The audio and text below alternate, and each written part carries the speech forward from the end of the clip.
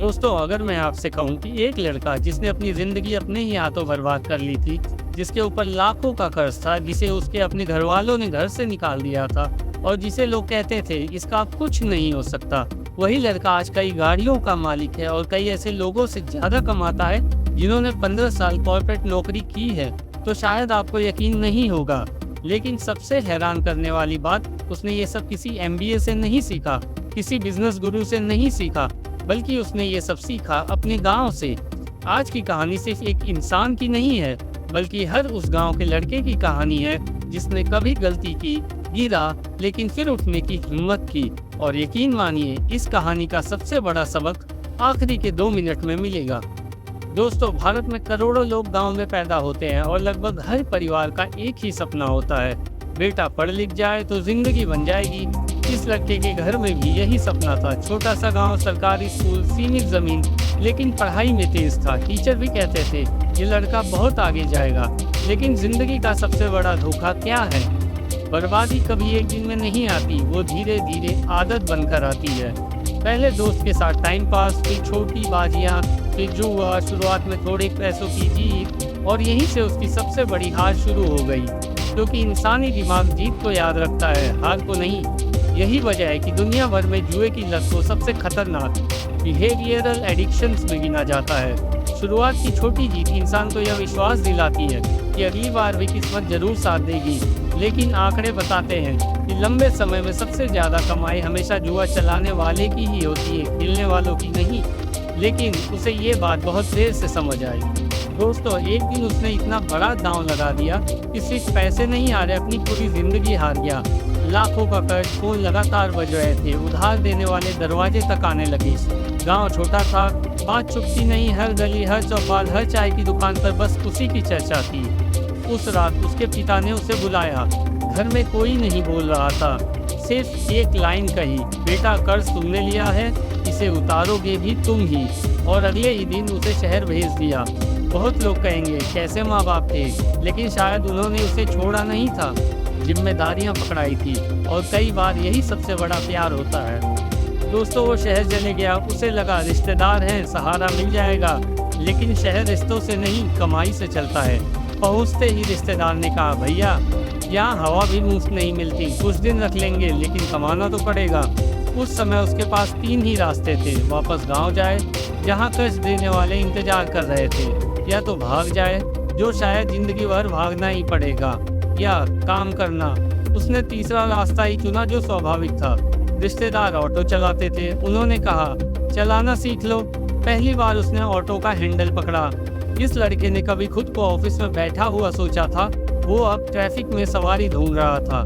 लेकिन दोस्तों, यही जिंदगी ने पहली बार उसे एक ऐसी चीज दी जो उसने पहले कभी महसूस नहीं की थी, ईमानदारी की कमाई। दोस्तों, YouTube पर भी हमें अक्सर सिर्फ सफलता दिखाई देती है, लेकिन असली कहानी उन 4 सालों में छुपी थी, जब कोई देख नहीं रहा था। सुबह ऑटो, दोपहर ऑटो, रात ऑटो, बारिश ऑटो, त्योहार ऑटो, बीमार, फिर भी ऑटो।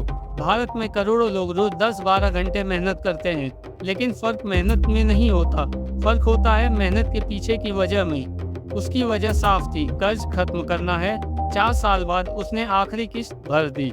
उस दिन वो अमीर नहीं हुआ था, लेकिन आज़ाद हो गया था। और दोस्तों, आज़ादी की कीमत सिर्फ वही समझता है जिसने वो बोझ उठाया हो। और दोस्तों, तभी कुछ ऐसा हुआ कि पूरी दुनिया रुक गई। कोविड, सड़कें खाली, ऑटो बंद, कमाई बंद, एक बार फिर सब खत्म होने जैसा। लेकिन इतिहास गवाह है, हर बड़ी मंदी के बाद कुछ लोग गरीब हुए और कुछ लोगों ने नए बिजनेस बनाए। पर सिर्फ इतना था, किसने समस्या देखी और किसने अवसर। उसने शहर छोड़ दिया, ऑटो उठाया और वापस अपने गांव चले गया। यहीं से कहानी का सबसे महत्वपूर्ण हिस्सा शुरू होता है। दोस्तों, गांव में जाके उसने एक बात नोटिस की, लोगों के पास गाड़ियां नहीं थी, लेकिन ज़रूरत बहुत थी। किसी को अस्पताल जाना है, किसी को रेलवे स्टेशन, किसी की शादी है, किसी को मंडी जाना है, लेकिन भरोसेमंद वाहन कम है। बाकी लोग शेयरिंग सवारी चलाते थे। उसने अलग रास्ता चुना, मैं सिर्फ प्राइवेट बुकिंग करूंगा। शुरुआत में लोग हंसे, गांव में ये नहीं चलेगा। लेकिन धीरे धीरे लोगों को सुविधा पसंद आने लगी। याद रखिए, बिजनेस वहीं पैदा होता है जहां लोग रोज किसी समस्या से परेशान होते हैं। यही बात दुनिया की लगभग हर सफल कंपनी पर लागू होती है। उन्होंने कोई नई दुनिया नहीं बनाई है, उन्होंने पुरानी समस्या हल की और उसने भी यही किया। दोस्तों, कोविड खत्म हो गया, वो फिर शहर चला गया, लेकिन इस बार ऑटो चलाने नहीं, पैसा जोड़ने। कुछ महीनों बाद उसने पहला ऑटो खरीदा, वो भी इलेक्ट्रिक। उसे गांव भेज दिया। अब एक गाड़ी वो चलाता, दूसरी उसके लिए गांव में कमाने लगी, फिर तीसरी से चौथी, फिर उसने पिकअप व्हीकल ली। धीरे धीरे वो ड्राइवर नहीं रहा, वो मालिक बन गया। और दोस्तों, यही जिंदगी का सबसे बड़ा गणित छुपा है। जब तक आप अपने समय के बदले पैसे लेते हैं, आपकी कमाई सीमित रहती है। लेकिन जिस दिन आपकी बनाई हुई चीज आपके सोते समय भी कमाने लगे, उसी दिन असली खेल शुरू होता है।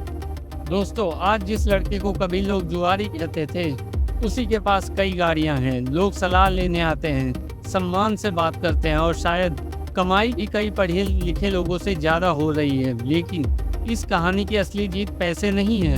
अगर उसके पास आज भी करोड़ों होते, लेकिन लोग उसे भरोसे के लायक नहीं समझते, तो क्या वो सफल होता? शायद नहीं।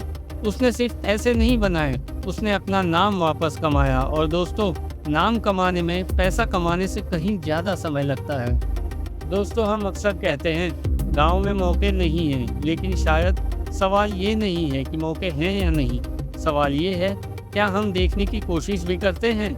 गांव आज बदल रहे हैं, नई सड़कें बन रही हैं, डिजिटल पेमेंट पहुंच चुकी है, ऑनलाइन खरीदारी गांव तक पहुंच रही है, इलेक्ट्रिक गाड़ियां धीरे धीरे आम हो रही है। यानी अगले 10 साल गांव सिर्फ खेती की जगह नहीं रहेंगे, सेवा, ट्रांसपोर्ट और छोटे बिजनेस की सबसे बड़ी जमीन बन सकते हैं। और शायद आपके गांव में भी ऐसी ही कोई समस्या होगी, जिसे हल करके कोई अगला बिजनेसमैन बनेगा। हो सकता है वो इंसान आप ही हो। याद रखिए, गिरना आपकी पहचान नहीं है, गिरकर उठना आपकी पहचान बन सकता है। अगर इस कहानी ने आपको 1 मिनट के लिए भी सोचने पर मजबूर किया है, तो कमेंट में सिर्फ एक लाइन लिखिए, मैं अभी खत्म नहीं हुआ। क्योंकि ज़िंदगी अक्सर सबसे अच्छी कहानी उसी इंसान की लिखती है, जिसे दुनिया पहले ही खत्म मान चुकी होती है।